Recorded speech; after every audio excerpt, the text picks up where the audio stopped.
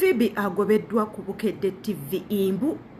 Phoebe waffe gwe tumanyi obulungi mwana muwala eyakava e Dubai okulaba nga asanyukamu munnange mbu yagenza okukomawo nga bamuteereddewo wali ekipapula ekigamba nti nno munnange tukugobye weekumekume tukuwaddeyo obudde butono nnyo okunoonya omulimu omulala guzzaako. Wabula bino we byatuuse ku Phoebe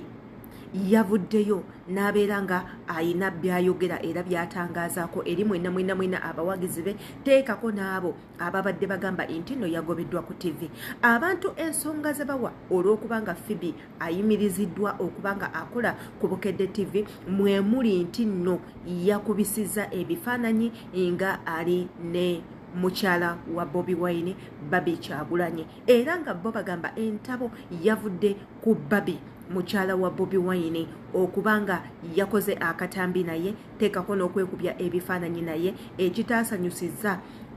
CEO wa Bukedde munnange n'abeera ng'amuyimiriza ng'era bw'omanyi nti nno Abannayuganda ife tetuggwayo omwana ono Abannayuganda tubadde nga tumulwanisa for all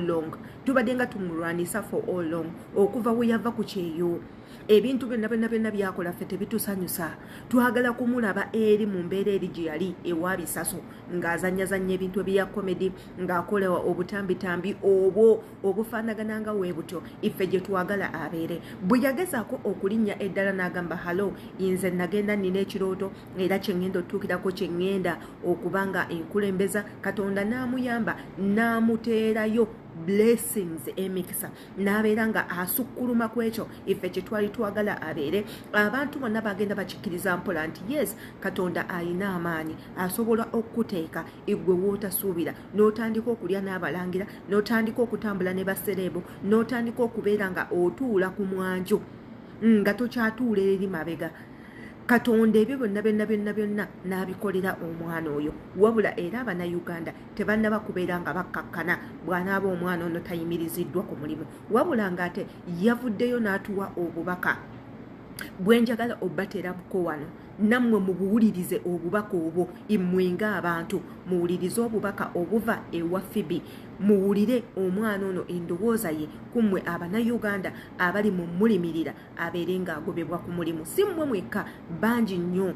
naddala abo ab'ekiiso abaagala abantu okubalaba buli ddakiika nga babonaabona. Nkimanyi mulimu abamu ku mmwe abagamba lwaki sinze n'abeera Phoebe lwaki si muntu mulala yakola ku TV n'atabeera Phoebe oyo eyali Kadaama eyali ayoza ebintu eyali mu Bawarabu eyali bino omulimu teyagusoma. Abamu ku mmwe mwamusabako ne ku mpapula ne mukubisa obutambi obungi ennyo ne bwebuteeka ku mitimbagano nga musaba empapula ze basobole okumuzimusaba ebyo byonna ne bitakola. Katusooke tugendako mu katambi wabula nga tetunaba kagenda muyenze Sheila Adita subscribing ku YouTube channel yange nokwata ku notification bell atera okumentinga tumanye endowooza yo. Katusooke tugendako mu katambi atera tukomewo. Eno tunulya muwala muno bagenda kugoba ku Bukedde azifu gwa baga amateeka ga Bukedde olumirwa wawe bangoba every time oli ku Bukedde bakugobye bangamba bakugobye gwe genda ku Bukedde sawa 7 olabe basiriiko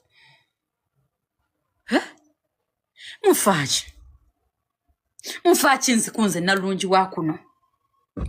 mwagala bangobe nkimanyi nete bajja kungoba on your will ushegedde kubanga time yange tenatuuka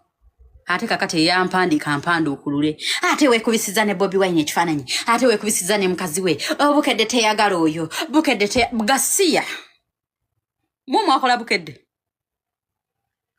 bandeke wama the only mu kubandeke banse Bukedde teyagala kino Bukedde teyagala nti contracting atonna gisoma osoma amateeka agakufuga amateeka nga manyi Kadaama sagala magezi go oli mukozi munnange naliko sagala ate wefule special mbwate nkuyisa Kadaama mbu kikuluma nnyo nange nali Kadaama okiwulidde kubanga nkimanyi Kadaama yanvuma ate mulaba nga nvuma ate erinnya lye sirimanyirira erinnya eritukuŋŋaanya mukozi kyanvuma because toyinza kuvuma muntu yaliko omuntu akulaga nti osobola okuvaawo wooli n'ofuuka ekintu ekirala ushegera nze nalungi wako neno nze nkulaga nti osobola okuva waneno nofuka ekintu kya nate novumanze kati kankubule ne olisaba bango bekubukedde emirundi 10 bali ngoba gwe tolituulawo okiwulidde ekyo kakati nkusaba ekintu kimu yabaanukudde bw'atyo mu katambi ako ke mbateereddewo n'ababuulira ensonga ze yenga omuntu na biki mmwe bye mulowooza gy'ali wabula ye abalaga ebyo byonna tebimuluma mugenda kwogera byonna bye mwagala mugenda musalako ebigambo mugenda musabira essaala embi naye ye abakakasizza n'abagamba ye aliko God's favor ye mutambulirako ke kaseera ke ashininge ate nga nange nga adita imbakubiriza nnyo Uganda leave people to be, let people live their best life. Munsi muneno, we only live once, and when we're to go, we go forever. When you go forever. But when you live once. Golowoza lwaki omuntu kunsi obeerako akaseera katono nnyo naye ate mu ttaka you live for the rest of decades ngoli wansi y'omutaka nga togenda kuvaayo. So omwana ono bw'abaako n'ekimusanyusa mu bulamu let her be, let her shine, it's her time. Buli muntu yenna Katonda yamutegekera ekkubo lye. Oyinza okuba ng'oli eno ku kyeyo oli mu bwakadaama nga success yo Katonda yagireka esookereko eno obeereko ebintu ebitono by'oyiga ogenda okutuuka ku kiri kye yakutegekera ekinene nga buli mbeera yonna ogiyiseemu. Ate era Katonda y'omu atakola nsobi yakimanya nti nno gweno ku kyeyo gy'olina okubeera toyina kubeera eri ng'osanga nti onoolemerayo eri embeera egenda kunyigiriza nnyo okusinga ku kyeyo. For example, imbakolera nnyo obutambi nga bagamba nze I was once a business girl nga ndi mwana muto. I had my own business worth 40 millions. Tuzitadde mu business yange eya art abasinga ku mmwe mumanyi ebifaananyi mubiraba since nga nkyali mwana muto n'akava mu ssomero n'enteekawo business eyo n'embeera mu business ng'esasula 1.5 per month omwezi nga nsasula rent 1.5 per month omwezi naye nga business eyo olw'okuba nti ffe Abannayuganda tetutegeera bintu bineeno bya bulijjo kugula mikeeka nti ngula mikeeka ngula bibbo simanya ngula bitengi ngula mbugo ngula abantu babirabanga ebintu by'obusamize nga business eyo kwe nnina okukwatira be bazungu okujja okugula naye ate they come in seasons. Oba kitegeera they come in seasons. Nali siinayo kintu kirala kyonna kyensobola kukola nga sina business gye ntegeera okuleka eyo. Business bwe yannemerera nga ndaba rent nteekamu mungi ate nze ng'omuntu sifunamu lw'oba tokoze emyezi n'emyezi oyina kukwata ku ziri ku akawunti ate n'osasula rent nenfuna chance ejja ku kyeyo n'entandika okukola neeyiye nga nze omuntu neezimba ebintu ebitono byenkoze nga ndi ku kyeyo saasobola bikola nga nina business yadde nti business eyo ekyaliwo nafuna gwe ngiteeka mu musasula emitwalo 10 per month nga monthly salary mitwalo 10 ate nga naye tegirina kye kimukolera ndowooza okitegeera. So okujja ku kyeyo sinsobi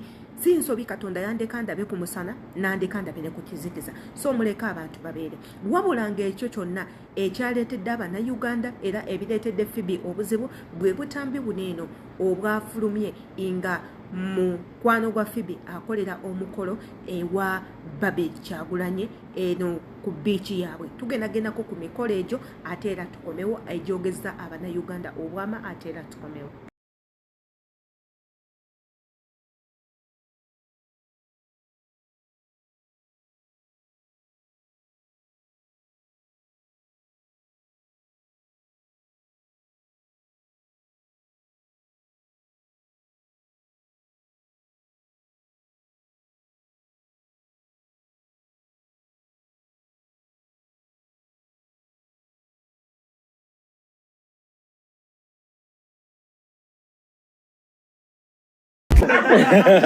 Boyina wazena motoka kigwe nazi. Tozena bayange yiyo ineluwa. Ya rama yiyo. Motoka ya rama.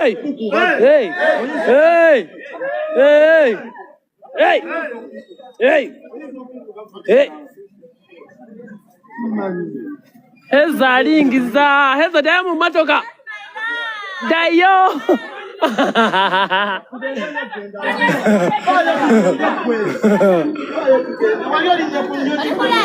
Yeah. Kulika abantu wanike.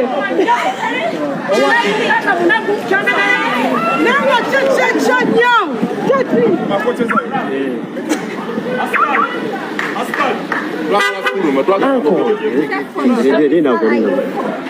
Bane bamumaze Hadija Kigozi beautiful omugaga wuyo bachamugoberera naye nga security mugiraba security bulijjo tetugiraba lero letugirabye naye nga jamu mumulaba wabweru Franka gwakoze amanyi mugalaba kimi abadde kyatugamba bada nbagambe kimu kirama ina akasolo kalinga katika amanyi okutuukako nabangaza sokola amanyi musajja mukulu myaka ana alina akasolo kalinga ka fresh kid lwaki tomukubye badde akikuba ne mukijjawo sefkonze nazimba nyina ennyumba nagiraba tekuli yadde abanja nagiraba nagizimba ku Masaka Road Nsanju wala kyogamba nesimu bamuwadde akaveerako ebijanjaalo kaako naye nesimu nga wanyumye nnyo wanyumye nnyo akekaka oyo nno omukyala abasinga mwenna mumanye era mumulaba nnyo ne Phoebe munnange emikolo egyo egyaliyo ku lunaku olwo gyali mikolo gye ng'ali mu bufumbo ng'akola obufumbo obutukuvu n'omwami we emikolo gyali mirungi nnyo baalabika bulungi nnyo baayambala bulungi baaguteekamu ssente omanyi kye kitegeeza okukolera omukolo ku beach busaabala ku beach ey'omwami Bobi Wine omanyi kye kitegeeza bannange kintu kinene nnyo baateekamu ssente mukolo era nga nsubira bwe bwobumu ku butambi obwalabikirwamu Phoebe ng'ali ne Babi Kyagulanyi anti Phoebe mukwano gw'oli yafuuka nga family friend bwe bakola bizinesi y'emu n'oyo omukyala bizinesi y'amataka ne bagenda eno ne bagenda eri ne bagenda eno ne bagenda eri and of course ye okukola omukolo of course Phoebe yalina okubeera inclusive nga omuntu nga business partner nga friend ate era nga family friend ebyo byonna byonna yani alina obeera maybe oyinza n'okusanga nga ebintu byabwe babitwala ku level esembayo ne beebanga baluganda oba okitegeera ne babanga baluganda kyova olaba Phoebe yaliyo bwe butambi obwo obufuluma and I don't know why people keep pushing nti nno omwana ono ajja kugobwa ku TV wanaba teyeesonyiye Babi Kyagulanyi I don't know ebintu bya politics byaggwa era mu abannayuganda mmwe musinze okuleetera abannayuganda bannaffe okufa n'okufiirwa emirimu nti mmwe muleeta everything mukiteekamu politics kati omulimu gwono omwana mwagala guyingiza mu politics nti awagira National Unity Platform tawagira NRM naye jjukira this is her business Phoebe okugenda na meeting Babi Kyagulanyi her personally ayina media zize zakola ng'omuntu obutambi bwe bwakola n'ateeka ku channel ye asobola omusisinkana ng'amwebuuzaako Babi tukkirize tugane y'omu ku bakyala abali successful everyone would like to meet Babi n'amubuuza how did you make it up to here era omuntu y'omu would like to meet Bobi Wine in one way or the other ate n'ekirala it's not only Babi Kyagulanyi and Bobi that Phoebe has met no she has met a lot of celebrities abo bonna abalina kumanya abanene n'abatono those of Suna Ben those of Bebe Cool those of Nina Rose those of Cindy Sanyu those of Karo Kasita those of bonna aze abameetinga abo bonna abalina kumanya babitusi abantu bonna bamuyongeddeko popularity ate those people they really have an impact in her life there is something that they have add up into her life so kati waneeno bwe mulwanisa omwana ono mbatsi bategeera simanyi kikye mwagala abeere ekituufu wabula nga bwe mmanyi abannayuganda they will never give up until ekibi kituukawo ku Phoebe they will never give up until something bad happens to this girl of which nze ng'omuntu bagamba akyogerako si yakireeta mwagaliza birungi byokka nze ng'omwana ow'obuwala